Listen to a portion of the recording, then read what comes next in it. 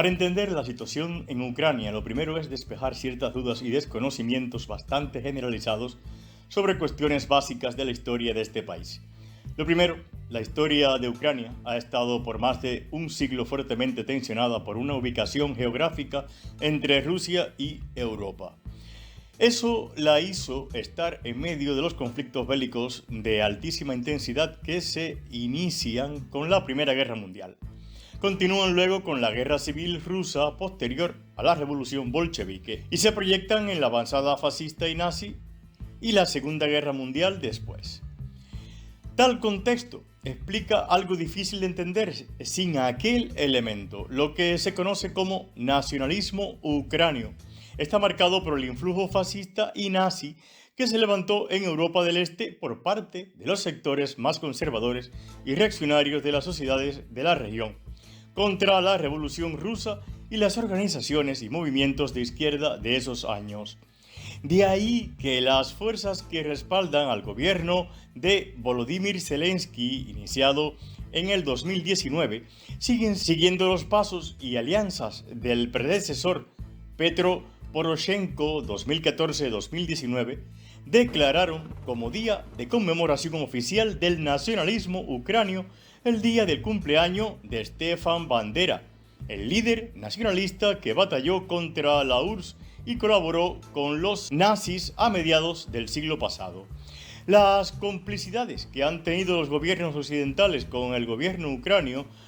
tan inclinado hacia una extrema derecha de características notoriamente fascistas y pronazis, ha encendido alarmas hace años. Pero, como suele ocurrir cuando hay intereses económicos y geopolíticos en juego, han sido en general acalladas y omitidas por la prensa privada dominante en Occidente. De hecho, como se ha denunciado en numerosas ocasiones, el famoso documental Winter on Fire, ampliamente divulgado vía Netflix, prácticamente no hace mención a este componente esencial de la asonada desestabilización y derrocamiento del gobierno ucranio en el 2014, siendo que este fue protagonizado por milicias de un componente fascista y neonazi que es notorio y explícito.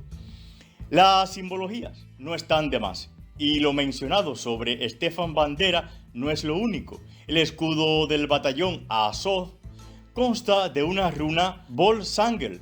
estilizada, detrás de ella un sol negro, ambos símbolos profusamente utilizados en la Alemania nazi, entre otros, por divisiones enteras de las SS,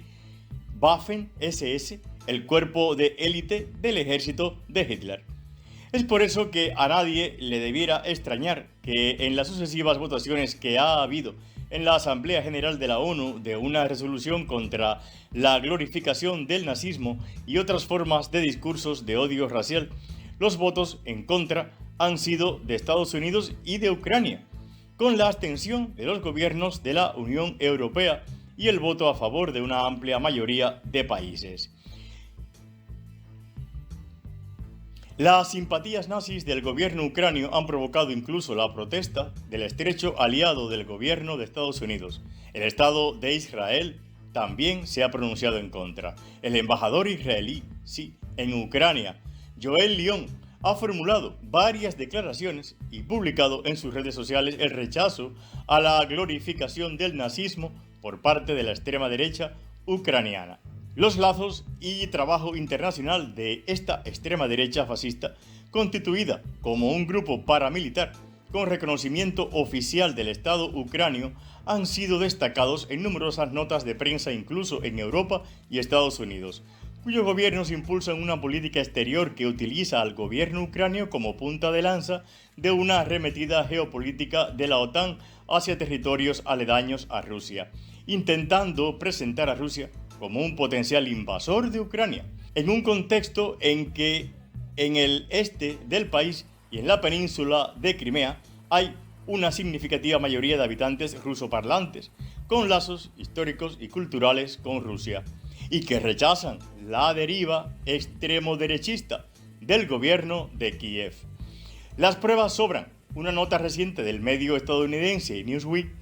reconocía expresamente las relaciones y el perfil de estos grupos que en la práctica funcionan como aliados de la OTAN contra Rusia. La guerra de Ucrania atrae a la extrema derecha estadounidense para luchar contra Rusia y entrenarse para la violencia en casa, haciendo referencia a los lazos con la extrema derecha estadounidense y el asalto al Capitolio de Washington a inicios del año pasado.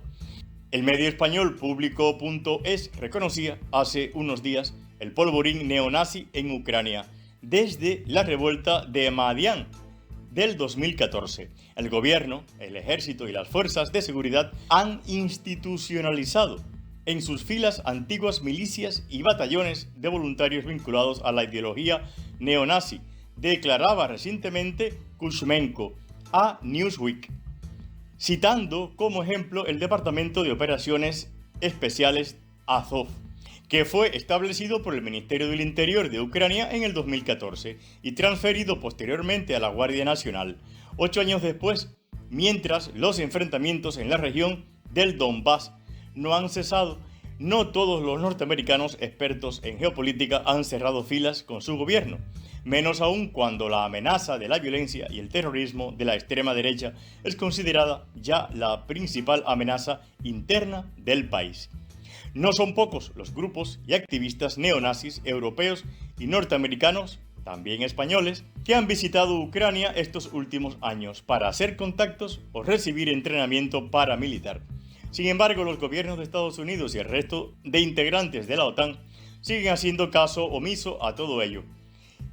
Y los medios alienados con su geopolítica vienen intensificando un conjunto de medidas económicas y militares en Ucrania y las zonas aledañas, como el estratégico Mar Negro, para reforzar la posición del gobierno de Ucrania y debilitar y asediar a las poblaciones prorrusas en Crimea y el este de Ucrania, y también directamente a la Federación Rusa, cuya seguridad territorial se ve fuertemente amenazada con la posible entrada del gobierno ucranio al pacto militar de la OTAN. Si te ha gustado esta información, compártela en los grupos y redes sociales.